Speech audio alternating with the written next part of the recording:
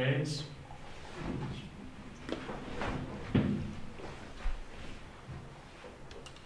Hola amigos de Centuria Noticias, ¿cómo están? Muy buenas tardes. Déjenme, estoy aquí compartiendo nuestra transmisión.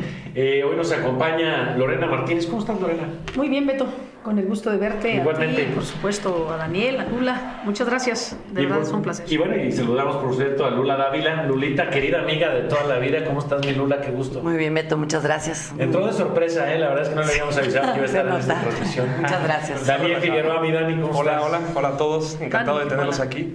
Bueno, pues vamos a hacer un cierre de campaña digital, Lorena, si te parece. Me parece excelente. Se acaban las campañas pasado mañana y quisimos invitarte pues para platicar, a ver cómo te sientes, cómo viviste estos 3 meses intensos de recorrer Aguascalientes, que no es la primera vez que lo haces. Y sobre todo, ¿cómo encuentras el ánimo de la gente de Aguascalientes, Lorena? Pues mira, primero fueron 3 meses casi muy intensos, muy emotivos, de mucha cercanía con la gente, de mucho escuchar. Me parece, Beto, que la gente está ávida de ser escuchada, de plantear problemas y plantearnos soluciones. Y yo te resumiría así de fácil: la gente de Aguascalientes hoy por hoy está un tanto desencantada de los gobiernos en general. Yo no quisiera personalizar. Muy preocupada por el fenómeno de la inseguridad que se ha venido presentando en Aguascalientes en los últimos meses, y a la vez muy esperanzada de que las cosas puedan mejorar. Y esta combinación pues permite al final del día que puedas hacer una campaña dinámica, que puedas hacer una campaña de propuesta, que puedas hacer una campaña en donde puedas finalmente despertar también una cierta esperanza en la sociedad de que las cosas pueden mejorar. Entonces creo que hay proyección hacia un futuro mejor. Lorena, de tus contrincantes, quienes van apostando y también a ganarse la voluntad de la gente al Senado, ¿qué es lo positivo que encuentras de propuestas? O sea, ¿en qué han coincidido los candidatos? A ver, pues hemos coincidido fundamentalmente en el tema de la seguridad, creo que en 2 enfoques. En el caso, por ejemplo, de los candidatos del Partido Acción Nacional, creo que estamos coincidiendo en la necesidad de poder endurecer ciertas sanciones a los delitos como el robo sin violencia, el abigeato, y por supuesto a la necesidad de revisar el nuevo sistema penal para que podamos castigar de manera más severa la reincidencia. Por ejemplo, en el caso de los candidatos de Morena, la coincidencia en el tema de seguridad está en la propuesta nuestra de darle un enfoque a la política de prevención social de la violencia y del delito. Es decir, compartimos con un lado la visión más humanista, la visión más de resolver el fondo del problema, y con el Partido Acción Nacional este enfoque finalmente de corregir cierta laxitud de las leyes que parece hoy que la sociedad reclama, de que quien está delinquiendo hoy no está recibiendo una sanción y un castigo adecuado. ¿Qué es lo que genera impotencia en la sociedad? Genera mucha impotencia. Entonces, ¿qué estamos haciendo nosotros? Pues construir una propuesta muy incluyente y que abarca esos 2 enfoques. Estamos planteando, sí, la necesidad de consolidar y de aprobar el mando único policial, que en eso no coincide el Partido Acción Nacional. Nosotros defendemos la necesidad de un mando único policial desde la federación hasta los estados y los municipios, porque estoy convencida que mientras no tengamos una cabeza responsable, mientras no tengamos a quien pedirle cuentas, va a ser muy difícil, ¿sí?, que podamos tener resultados. Estamos proponiendo, sí, una reforma al artículo 19 constitucional para que el abigeato, el robo sin violencia, sean considerados delitos que no tengan prisión, que tengan prisión preventiva oficiosa, es decir, que no alcancen fianza, ¿sí? Nosotros estamos empujando, por supuesto, esta política de prevención. Yo soy, digamos, una convencida de que hay que irnos a la raíz del problema. Sí. Y hoy encontramos en las calles un problema serio, por ejemplo, de narcomenudeo, y un problema muy serio de drogadicción, que detona, por cierto, un número muy importante de los delitos de robo común. Por tanto, pues hay que atender esa problemática. No podemos cerrar los ojos y decir que el robo simplemente es un efecto de algo que no atendemos. Y lo cierto es que si no atendemos el problema de las drogas, pues evidentemente no vamos a resolver un problema que hoy está en las calles, que es el robo común sin violencia, pero que es el que le pega a la gente, es el que al final del día le duele a la gente, que se esfuerce 1 mes de trabajo, 2 meses de trabajo para ponerle a lo mejor una televisión a su casa y de la noche a la mañana llegue el amante de lo ajeno y se la lleve, ¿no? Estamos empujando nosotros también un fortalecimiento de la ley de la legítima defensa. Yo soy una convencida, y eso lo comparten los ciudadanos, me lo han dicho una y otra vez, existe la percepción, y yo creo que es una realidad, de que las leyes hoy protegen más al delincuente que al ciudadano. Que cada vez que el ciudadano quiere defenderse legítimamente a sus bienes, a su familia, a los seres queridos, pareciera que castigan más a la víctima que al victimario. Y por tanto estamos promoviendo una reforma al Código Penal Federal. ¿Para qué? Pues para que se fortalezca la legítima defensa y podamos, ¿sí?, hacer que la ley castigue a los delincuentes y no a quienes nos defendemos con legítimo derecho para proteger a los seres que queremos. Fíjate que te hablaba de las coincidencias, Lorena, porque en campaña, pues obviamente los vemos compitiendo unos contra otros, pero al final de cuentas yo quisiera pensar que quienes aspiran a un cargo de elección popular de manera consciente y responsable, sí, bueno, pues todos aspiran al bien común, ¿no? Todos. Por eso hay coincidencias. Y fíjate que hablando de este tema de delitos, el día 28, había informado el gobernador el viernes que el día 28, los diputados, en un consenso generalizado al parecer, van a votar para que en Aguascalientes haya prisión preventiva para estos robos.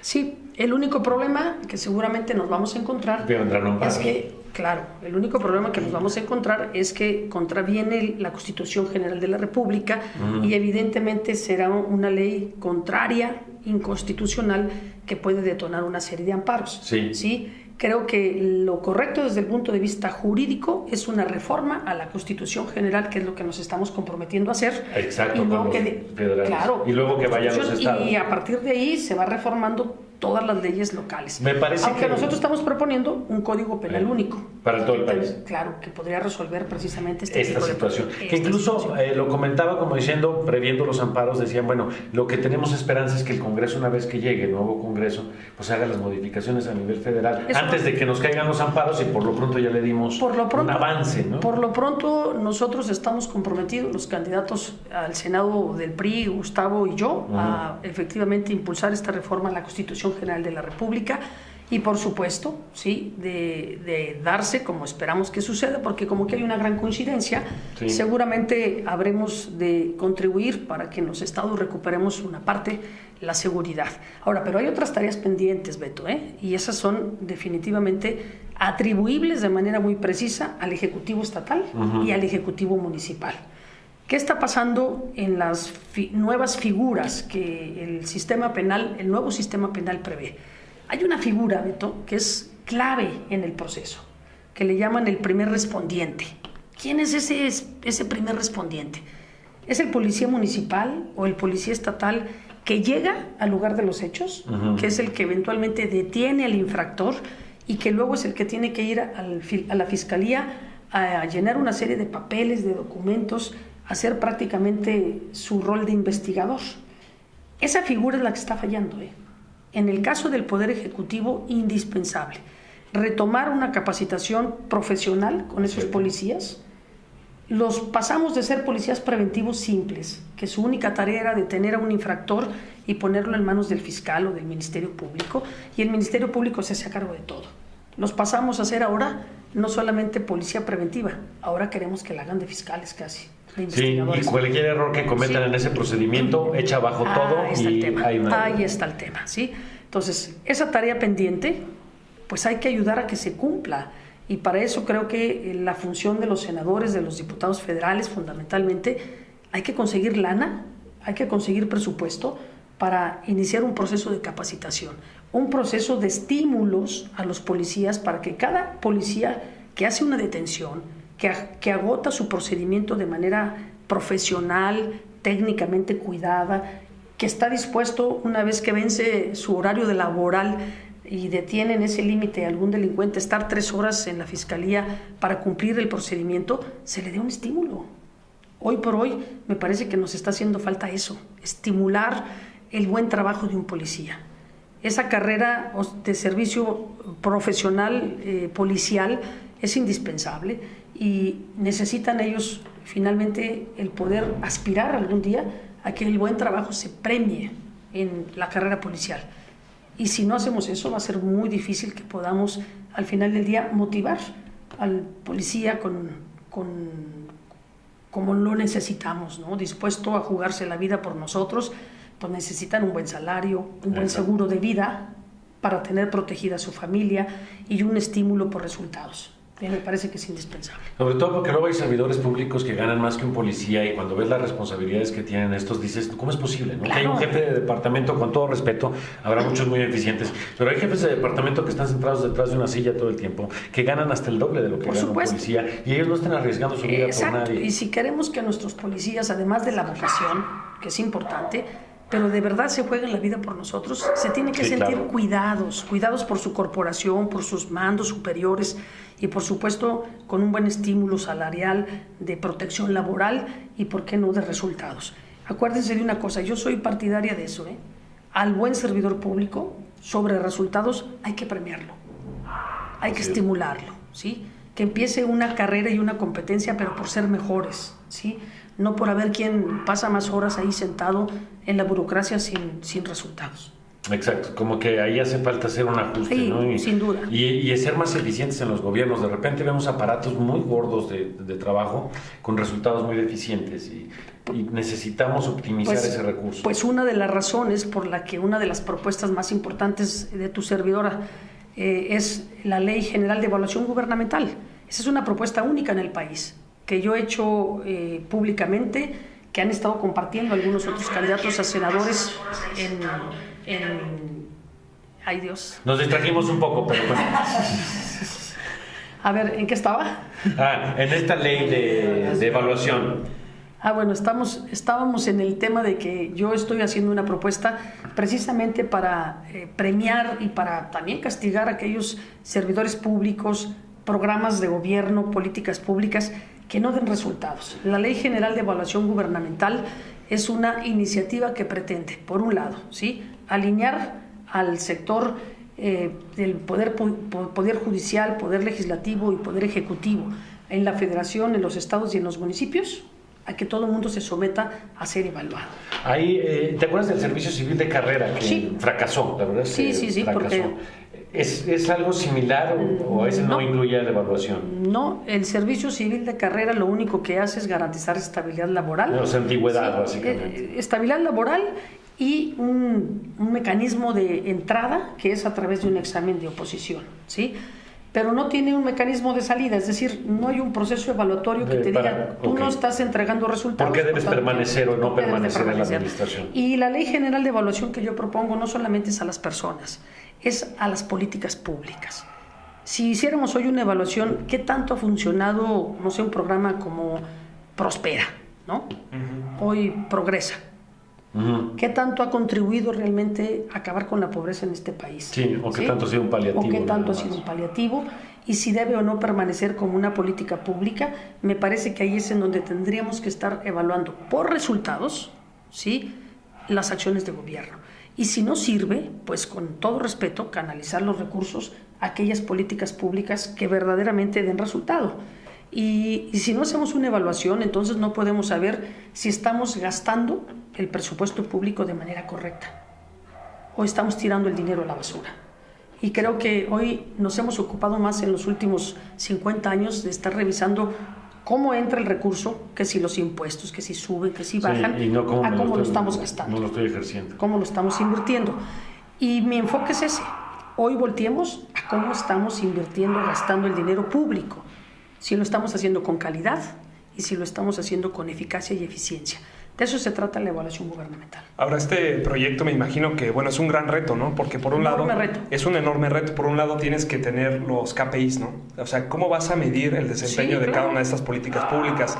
¿Cuál sería la idea? Si tú ves que una política pública, por ejemplo, no está funcionando, sería darle cuello y entonces darle los recursos a las que están funcionando de mejor manera. Eso es más o menos. O rediseñarlas. Dani, rediseñarlas, porque seguramente a la hora de hacer una evaluación podrás identificar los cuellos de botella o lo que está distorsionando la política pública. Claro. Pero sobre todo una cosa muy importante, que la evaluación sea heterogénea, digamos, externa, que no nos evaluemos nosotros mismos. Okay. ¿Qué está pasando hoy en día? Pues tú lo sabes. Nosotros, gobierno se pone sus propias metas. Claro. Y dice, bueno, pues yo voy a atender tantas quejas. Hablando de la Profeco, por ejemplo, ¿no? ¿Cuántas quejas voy a atender al año? Y tú dices, voy a atender 120,000, ¿sí? Sí, pero el tema no es cuántas atiendes, porque a lo mejor sería más importante evitar que llegaran las quejas, ¿no? Sí. Si una medición en sentido estricto es qué tanto yo evité los abusos, no qué tanto atendí los abusos. Y corrigiendo, ¿sí? Corrigiéndolo a lo mejor con unas medidas preventivas. Entonces creo que en el rediseño de la política pública tiene que ver pues los resultados que están dando. Y lo que no existe hoy es eso, digamos, un modelo único de evaluación que nos permite evaluar a los 3 poderes y a los 3 niveles de gobierno. Okay. Hoy todos son medidos con distinto rasero, por llamarlo así. Y por tanto pues no sabemos si estamos invirtiendo bien o estamos desperdiciando el recurso público. O sea, algo que parece tan esencial, que es, bueno, la evaluación de cualquier política pública que se pone en marcha y que es interesante que no existe, ¿no? Que si existe, tiene un desorden y una desorganización tan grande que es imposible hacer una evaluación a final de año con el presupuesto ejercido, ¿no? Tú lo acabas de decir. O sea, aparentemente tenemos una cierta evaluación, pero pues es una evaluación unilateral, es una evaluación, nos autoevaluamos como gobierno cuando deberíamos de tener un ente evaluatorio, sí, poco claro, como lo hace la Coneval, por ejemplo, ¿no? Sí, que claro, evalúa los modelos educativos y estar, alguien nos tiene que observar de fuera. Entonces estás pensando en una tercera persona, en un organismo tal vez independiente, estás pensando en que tal vez este organismo debería tener su propio presupuesto. Puede ser o debe ser un organismo ciudadano, sin duda, pero yo voy a poner un ejemplo para no generar burocracia, ¿sí? En el gobierno municipal que me tocó a mí presidir aquí en 2011-2013, nosotros hicimos un modelo de constatación ciudadana. ¿Quiénes hacían la constatación? Las hacían profesionales, empresarios, universitarios, maestros catedráticos que se organizaron en una asociación civil e implementaron un modelo de evaluación que al municipio no le costó. Sin necesidad de que generara más burocracia. Al municipio no le costó. O una dependencia adicional, autónoma. No hace falta, ¿sí? Hoy por hoy hay muchos ciudadanos interesados en poder observar qué pasa dentro de la administración pública. Claro, nosotros proveímos la información, proveímos un cuerpo técnico mínimo que apoyaba, y al final del día los ciudadanos son los que pueden hacer una constatación de los resultados con un modelo que ellos mismos diseñaron y que evidentemente reúne los requisitos o parámetros que desde el punto de vista técnico, hoy por hoy, se hacen una evaluación profesional. A mí ese modelo me parece extraordinario. Sí, coincido que tiene que ser un modelo ciudadano y un modelo externo. Si no, claro, me parece que no estaríamos siendo ni objetivos y vamos a caer en lo que hemos caído muchas veces, ¿no? En el autoelogio del gobierno. Hay mucha gente muy interesada en hacer, en ponerle la lupa, ¿no? a los servidores públicos o a las ciertas dependencias, y también muy capaz, no solamente con un interés, sino puede ser con un interés bueno y positivo, ¿no? Detrás, que pues viven en este estado o en este país y quieren que las cosas sean mejores, y ¿no? ya hay asociaciones formadas que se dedican a evaluar en varios sentidos, como alto secuestro, tantas más, en materia de seguridad, en materia también y en materia de corrupción, es decir, ¿no? O sea, la verdad es que es un ente que no tiene por qué costarnos más a los mexicanos, porque al contrario, quienes lo ocupan, pues lo que están viendo es que se gaste bien nuestro recurso, ¿no? Es tu dinero que se está gastando, y qué mejor que poderlo evaluar de esa forma. Pero bueno, yo quería en esta ocasión, por eso está aquí Lulita Dávila, porque el trabajo de un candidato, Lorena, tú te conozco de muchos años y sé que en tu mente traes una gran cantidad de temas, de propuestas, y hablas de seguridad. Son 30 años. Hablas de corrupción, como puedes hablar de salud, como puedes hablar de cultura, son diversos los temas, y más quien aspira a ser senador de la República pues tiene una agenda muy importante. ¿Cómo transformar esto en un comunicado, en una rueda de prensa? ¿Cómo llevarlo a la sociedad? Y sé que escogiste a Lula Dávila como tu jefa de prensa en esta ocasión, cosa que me da mucho gusto, porque además es muy mi colega, compañera y amiga de muchas batallas, y verla ahora aquí, la verdad es que me da gusto, Lulita, verte en acción en materia de comunicación, que es lo tuyo.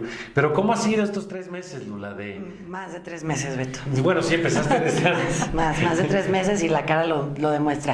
No, quiero decirles que yo quiero que ella sea la protagonista, ¿verdad? Porque no, claro, pero yo nada más quiero decir que para mí fue un reto enorme, es un reto, hasta el día de hoy es un reto enorme, y que estoy aquí, de verdad, cuando tú lo sabes, y ella también, no tenía ninguna intención de andar en esto otra vez, Yo estaba haciendo otras cosas. Sí. Pero yo quiero mucho a Aguascalientes y quiero que Aguascalientes tenga una representación en el Senado de una mujer con capacidad, con inteligencia, que esté absolutamente entregada, que no tenga un distractor, que esté entregada a eso. Porque viene para nuestro país una etapa complicada.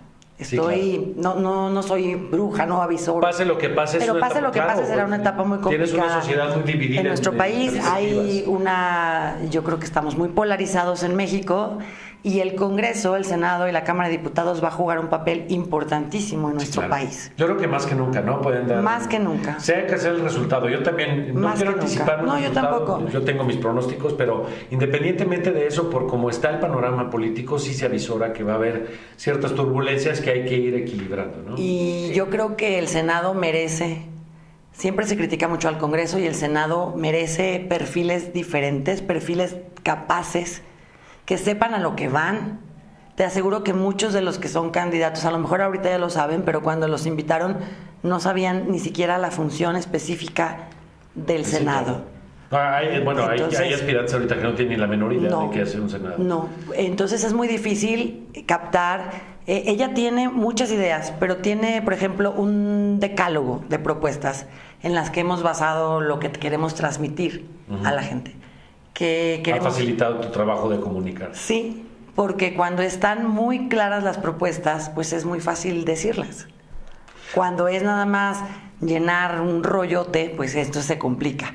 Pero cuando tienes de dónde cortar, pues es muy fácil tratar de compartirlo. Ojalá que se haya logrado hacerlo, y ojalá que las personas tomen una decisión bien informadas, de verdad. Fíjate que hay algo bien importante, Lorena y Lula, cuando escogiste a Lula, me queda claro porque te conozco a ti y conozco a Lula.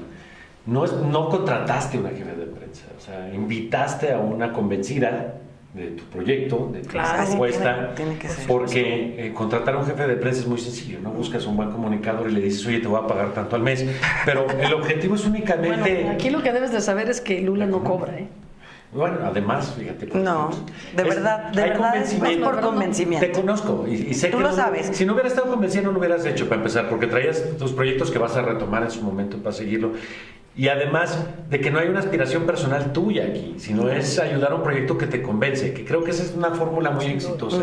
El jefe de prensa que crece con sus propias aspiraciones luego se te pierde en el camino. En cambio, cuando estás convencida del proyecto, es más fácil poder transmitir. Y como Lula, me imagino que tienes gente que colabora contigo, Lorena, porque los vemos ustedes como candidatos, pero creo que hay mucha gente que merece ser conocida de una gran labor, ¿no? Sin duda. En una campaña hay un equipo muy importante que está a tu alrededor, unos haciendo una tarea más visible, otros pasan invisibles para la mayoría de las personas, pero son fundamentales, ¿eh? Es tan fundamental como el que llega a poner el sonido, que si no está el sonido en el momento y en el lugar, pues simplemente no puedes desarrollar tu trabajo, que es convencer, hablar, ¿no? El papel, evidentemente, del comunicador de una campaña, pues es básico, de alguna manera se vuelve nuestro traductor muchas veces de lo que uno quiere decir, y a veces uno lo dice muy técnicamente, y ellos tienen la sensibilidad de convertirlo en un lenguaje más accesible para el ciudadano. Y entonces este paso de lo técnico a lo político a lo humano, muchas veces lo tiene que hacer alguien que tenga esa sensibilidad y esa capacidad, y que esté muy convencido del proyecto en el que participa. Si no se está convencido, difícilmente primero vas a aguantar pues el ritmo de trabajo, ¿no? Sí, el ritmo de trabajo, levantarte todos los días a las 5 de la mañana, terminar a las 12 de la noche, estar sábados y domingos sin parar, como es una campaña, y en el caso de Lula y de muchos más, pues hacen esa tarea y ese compromiso enorme. Yo, por supuesto, desde aquí les quiero enviar un agradecimiento de todo corazón a todas aquellas y a todos aquellos que se la están jugando en este proyecto. Sé que lo hacen, de verdad sé que lo hacen porque están convencidos de que puedo ser útil en el Senado de la República, que están convencidos que le puedo dar mucho a este país y que puedo desde el Senado ayudar a que Aguascalientes le vaya bien. La experiencia me indica que, como nunca, el rol en el Senado de la República va a ser fundamental, estratégico, porque tenemos valores que tenemos que defender. Y yo creo que el primer papel, el compromiso que yo tengo que hacer de llegar al Senado tiene que ver con eso, Mira, de verdad, a veces los ciudadanos creemos que no podemos estar peor. Para hay quienes nos ha ido tan mal que entonces ya no hay un peor escenario que el que tenemos, y yo te lo aseguro que desafortunadamente sí se puede estar peor. Y en ese estar peor creo que los senadores vamos a tener un rol muy importante. Defender libertades tan importantes como la libertad de expresión, sí, de esa que ustedes practican todos los días y que nadie les dice nada, ¿eh? No hay un reclamo, no hay quien les diga, oye, no puedes decir esto, no puedes decir lo otro. Defender la libertad de cátedra, que en las universidades el maestro pueda con libertad decir y pensar lo que quiera.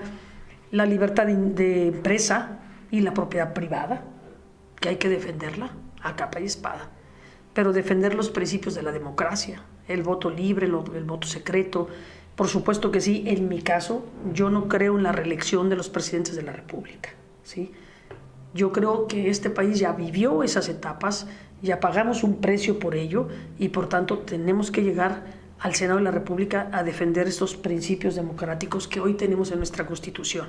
Y por supuesto también hay que llegar con la apertura en el pensamiento y en el actuar de todo aquello que sea positivo para el país. Y sumarse respaldarlo, ¿sí? Que no llegar con un no, si te toca un nada, equipo ¿no? contrario, pues al contrario. Al contrario, vamos a encontrar, a buscar la parte en donde sí coincidimos y cómo podemos hacer que este país avance, y trataré incluso de convencerlos en aquello que yo crea que no es lo correcto. Y para eso hay que llegar definitivamente con mucha preparación, con carácter, con liderazgo, con determinación, con muchas relaciones que hemos podido construir durante 30 años y la posibilidad de sentarnos con muchos cuadros de otras fuerzas políticas para poder construir consensos. Hoy más que nunca vamos a necesitar políticos y políticas dispuestos a construir consensos para que este país pueda avanzar y avanzar más rápido. Lorena, para llegar a estos momentos de ser candidata al Senado de la República, has dejado en el camino muchas cosas. Yo te conocí cuando eras titular del deporte, ¿te acuerdas, con Otto? Sí, claro. Estabas en el instituto, ya habías sido delegada de Profeco sí. antes. Después estuviste con Otto en lo del deporte. De ahí te fuiste a México, estuviste en el partido, fuiste diputada federal. 2 veces. 2 veces. Y luego regresaste a Aguascalientes para ser alcaldesa. O sea, me lo estoy brincando muy rápido todos esos años, pero de aquí de alcaldesa te fuiste a Profeco. Y de Profeco te veniste a ser candidata a gobernadora. Y luego te fuiste a Movimiento Territorial. Hoy estás de candidata a senadora. ¿Dónde has dejado un espacio para tu vida personal? ¿Qué tanto has sacrificado para este momento? Mucho. ¿Ha valido la pena? Sí, no hay un momento en que digas, me gustaría regresarme y dedicar todo este tiempo a mí. No. De verdad, ¿ha valido la pena? No, sí ha valido la pena, porque en cada uno de estos espacios que la política y la sociedad me ha regalado, porque al final han votado por mí, me han contratado para servirles, he podido hacer muchas de las cosas que pensé que debía hacer y di resultados, ¿no? Y recuerdo muy bien, cuando fui director del Instituto del Deporte, bueno, pues ahí están la alberca olímpica, el estadio olímpico, el auditorio deportivo, que no existía infraestructura deportiva en Aguascalientes. Una etapa muy buena del Instituto del Deporte. Yo creo que la mejor que ha tenido el instituto, ¿sí? Logramos pasar en el deporte del lugar 27 al lugar 10º en la calidad del deporte. Y luego cuando estuve en la delegación de Profeco, bueno, pues siempre fuimos una delegación con la estrellita en la frente, ¿sí? Luego fui diputada federal y fíjate, siendo diputada yo salí muy satisfecha porque logramos resolver uno de los problemas más graves que había en ese momento en el país, que era el quebranto de todas las cajas de ahorro. Había sido un escándalo, sí, ¿te acuerdas? Terrible. Y había más de 1 millón de personas que habían perdido su patrimonio. Pero ¿no? Completito, y no estamos hablando de gente rica. No. Eran jubilados y pensionados que habían vendido sus casas y habían sacado su dinero del banco para meterlos a las cajas de ahorro. Con una promesa de que iban a tener una maravilla. Pues me tocó a mí contribuir a resolver ese problema. Ahí conocí a José Antonio Meade, por cierto. Él era enlace de Hacienda. Con Fox. Con Fox. Es cierto. ¿Sí? Él era enlace de Hacienda con la Cámara. No, era el enlace de Hacienda con el Congreso. Y siendo yo diputada, pues nos tocó crear la nueva ley de ahorro y crédito popular. Pero más importante, fíjate, hicimos una especie de FOBAPROA, pero para los ahorradores. Sí, no para los banqueros. Y creamos el primer fideicomiso público con más de 5,000 millones de pesos para poderle regresar su dinero a casi 1,000,000 de mexicanos, muchos jubilados, para que recuperaran el 70% del dinero que habían perdido. Para mí esa es una enorme satisfacción. Entonces dices tú, sí se pueden hacer cosas, ¿sí? Luego, la segunda vez que fui diputada federal, pues me tocó trabajar en la Comisión de Salud y yo recuerdo que planteamos y revisamos a ver cómo podemos hacer para que las medicinas, que ya en otros países del mundo había, los genéricos intercambiables, pudieran entrar a México. Bueno, pues trabajamos, reformamos la ley y logramos lo que hoy es posible, que la mayoría de los ciudadanos puedan tener medicamentos baratos, ¿sí?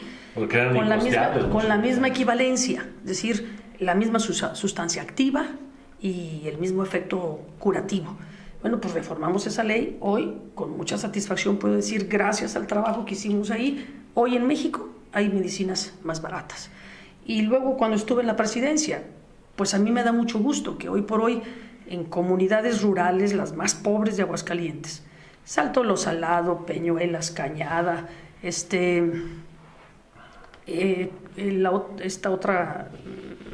Los Conos y todas estas zonas, y el oriente de la ciudad, hoy con mucha satisfacción veo que quizá fui la última presidenta municipal que hizo obra en esas comunidades pobres, en las más marginadas: agua potable, drenaje, electrificación, pavimentación y por supuesto obras de infraestructura muy importantes. Pues yo le di mi sello, y mi sello fue ser un gobierno que trabajara fundamentalmente para las zonas más marginadas del municipio de Aguascalientes. Y luego llegó a Profeco a nivel nacional y de verdad hicimos una transformación importante en 2 rubros, 2 temas bien importantes.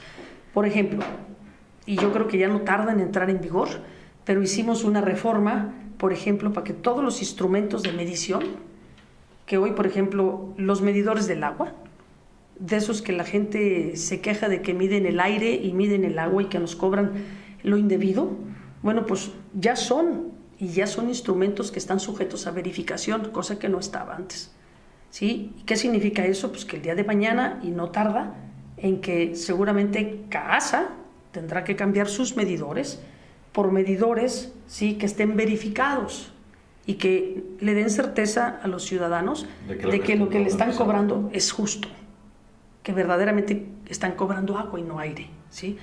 Eso va a ser realidad en unos días, ¿sí? Y nosotros reformamos precisamente la ley de instrumentos de medición. Y ahí entró el medidor de la luz, el medidor del agua, el alcoholímetro, el que mide los grados de alcohol, que tampoco están regulados, ¿sí? Los velocímetros o los que miden la velocidad de los autos.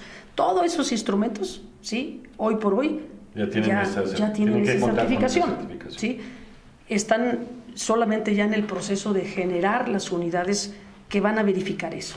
Entonces damos un salto, ¿sí? Eso nos tocó hacerlo en la delegación de Profeco, no, más bien en la Procuraduría. Es decir, dejar huella en cada una de tus responsabilidades y dar resultados es mi mística de servicio. Lorena, ¿qué hay de tener que bailar con el diablo para lograr algunas cosas? Y me refiero a que cuando quieres llegar a ser en este país candidato a diputado federal, a senador, a gobernador, pues tienes que pasar a veces por el visto bueno de algunas personas que no están esperando hacer lo mejor o no han hecho lo mejor. En todos los partidos, en todos los frentes, hay gente corrupta, hay gente que está buscando beneficiarse a sí misma, hay gente que no desea el bien general sino el suyo propio. Y hay veces que es gente con la que te toca convivir y lo hemos visto en todos los partidos. Hay exgobernadores priistas perseguidos o en la cárcel, panistas, perredistas, petistas. En Morena, bueno, pues también ya han jalado algunos que no son de las mejores opciones. O sea, lo hablo en general porque en todos lados hay. Sí, sin duda. Y hay que a veces andar en el pantano ahí buscando por dónde pasar. Y hay que cuidar cómo no enlodarse, ¿eh? Y luego se vuelven un lastre además, porque si estos les gusta el lodo, pues entonces a todos les gusta el lodo, entonces ya te enlodaron. ¿Cómo hacerle, Lorena, para poder convencer pese a esto? O sea, pese a esa carga. La única manera es que la gente te conozca.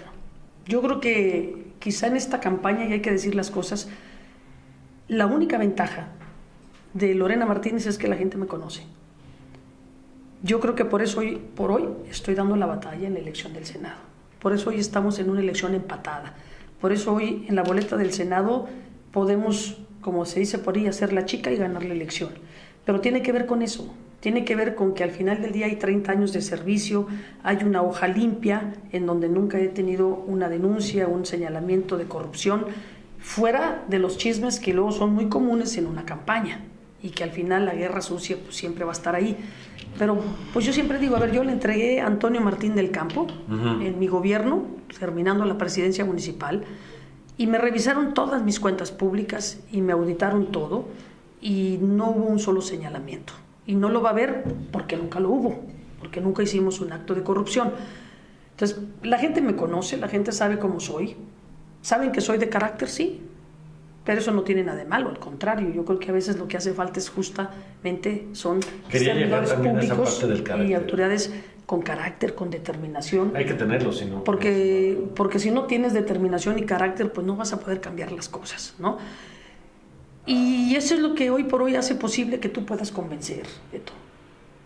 Porque hablas por ti, hablas a nombre propio, hablas por lo que tú eres, por lo que representas y por lo que ofreces. Y solamente se es creíble cuando ofreces algo, cuando has cumplido antes. De otra manera es muy difícil. Y creo que hoy por hoy eso es lo que hace la diferencia entre hoy estar compitiendo con posibilidades reales de ganar y quienes no pueden finalmente ofrecer eso. En este caso, Lorena, te topas luego, y yo lo empiezo a ver luego en los comentarios que ahorita estamos leyendo, hay unos muy aferrados a una marca y otros a otra, hay quienes de inmediato dicen, Lorena, pues estoy contigo, Lorena eres lo máximo y todo, y hay otros que pues tienen a lo mejor, no sé, pues una preferencia por otra marca y se vuelve luego hasta difícil, porque no todos los comentarios llegan a ser objetivos. Es correcto. Que pueden ser hasta hirientes. Es lo que te digo, estamos, y eso la lamento mucho, estamos en un momento muy polarizado para nuestro país. Bueno, a nosotros como periodistas nos toca. Hay veces que si no les gusta algo que yo digo, bueno, olvídate. Sí, claro. Te dicen hasta que te vas a morir, ¿no? Se le va haciendo unos latidos por esa zona. Pero sí llega un momento en el que dices, pues no va por ahí, ¿no? No trato de ofender a nadie, o no trato... Si no te convenzo, adelante, vota por quien tú quieras, pero te vengo a plantear una propuesta únicamente. Ha pasado eso, porque no es lo mismo aquí en redes, eso sí, el anonimato te hace más valiente. Sí, por supuesto. Que cuando llegas y tocas una casa que te cierran la puerta, ¿te ha pasado? Así que de plano digan, aquí no queremos saber nada. No, claro. Como cuando vienen a tocar aquí los de la Biblia, que les digo, no, aquí no. No, aquí no. Los de la Biblia, cualquiera que sea. Pero de cualquiera Biblia que traigan, no, aquí no. No, por supuesto que pasa. Y por supuesto que pasa sobre todo en momentos como estos, en donde estoy consciente, ¿sí? Yo soy candidata de un partido que seguramente hoy no pasa por sus mejores momentos. Sí, ¿no? Y por supuesto que es una lucha permanente por tratar de hacer conciencia de que hay que votar por la persona que ofrece propuestas y que además ofrece una trayectoria limpia. Y por otro lado, ¿sí? Pues hay que tratar también de convencer de que no todos somos iguales. Eso sí es difícil, ¿no? Pues digo, claro, a nosotros nos pasa como periodistas, la verdad es que también hay casos de gente en el gremio, y yo soy muy respetuoso de mis colegas siempre lo he sido y siempre lo voy a hacer, pero hay casos de quienes utilizan el medio de comunicación con un fin que no es precisamente el de informar o comunicar, sino como un beneficio personal también, bueno, como pues, el caso de los políticos, ¿no? Pues hay buenos y malos como en todo. Pero cuando te meten a la misma canasta, a veces genera cierta desesperación, ¿no? Me corajillo, dices, oye, pues me le he fregado toda mi vida tratando de ser honesto, haciendo las cosas derecho para que piense que todos somos iguales. No, por supuesto que duele, claro que duele, no somos insensibles, somos humanos y lo mismo nos duele que nos traten mal o que lo insulten a uno y uno asume evidentemente pues, el dolor porque no somos piedra, ¿no? Pero bueno, también es un hecho que está uno consciente que tiene uno que pasar por estas pruebas difíciles, porque al final del día sabes que vas a poder hacer algo útil, ¿no? Sí, claro. Que hay un objetivo específico y puntual que tú tienes. Y yo lo tengo muy claro, ¿eh? O sea, yo sí sé a qué voy al Senado. Y yo sé que tengo una agenda claramente establecida. Tengo mis 10 propuestas, pero tengo un eje muy puntual. A ver, pues ¿qué pretendo cuando llegue el Senado? Pues pretendo traer un montón de presupuesto para Aguascalientes, ¿sí? Para que a Aguascalientes le vaya bien, para que tengamos obra pública, ¿Pretendo construir proyectos de la mano de las autoridades estatales y municipales? Sí, porque si no cerramos filas y si no hacemos todos la chamba juntos, pues entonces las inversiones y los recursos se van a ir a otros estados. Es cierto. Y aquí vivo yo, y aquí vive mi familia, y aquí vamos a seguir viviendo, y aquí queremos quedarnos, ¿sí? Entonces, pues hay que hacer la chamba todos juntos. Sé que también voy, por supuesto, pues, a defender los valores que ya compartí con ustedes. A eso voy, ¿eh? A defender las libertades, sobre todo, que es lo que nos hemos ganado. Porque tenemos libertades que hay que defender. Y nos las hemos ganado, sí, a base de luchas históricas. Y no quiere decir o pensar que ya están ahí y que nadie las puede trastocar. Claro que las pueden trastocar. Esa es parte de nuestra defensa y de nuestro compromiso. Sé también que voy con una agenda importante para Aguascalientes. A ver, imagínense ustedes, un Aguascalientes sin el Tratado de Libre Comercio. No. Cuando hay 180,000 personas que hoy viven de la industria automotriz. ¿Qué pasa si de un día a otro nos encontramos con que ya no hay tratado y que las empresas hidrocálidas ya no pueden vender autos a Estados Unidos? Bueno, pues necesitamos estar preparados. Sí, todas esas empresas se van a ir mucho más fácil de lo que llegaron. Y es muy fácil irse, para ellos es muy fácil. Sí. Pero bueno, el tiempo apremia, Lorena, y me gustaría cerrar con unos puntos muy importantes. Llega el 2 de julio y el resultado nos dice que Lorena va al Senado. ¿Ya estás lista para sentarte con el gobernador a empezar a trabajar? Siempre he estado lista, Beto, y lo he hecho. ¿Harán equipo juntos? Y lo he hecho, me he sentado con él y por supuesto me voy a sentar cuantas veces sea necesario. ¿Él también lo ves con disposición? Yo creo que sí. Con Tere ya lo has hecho cuando tú fuiste alcaldesa y diputada, creo que ya les tocó coincidir en Hemos eso. trabajado juntas.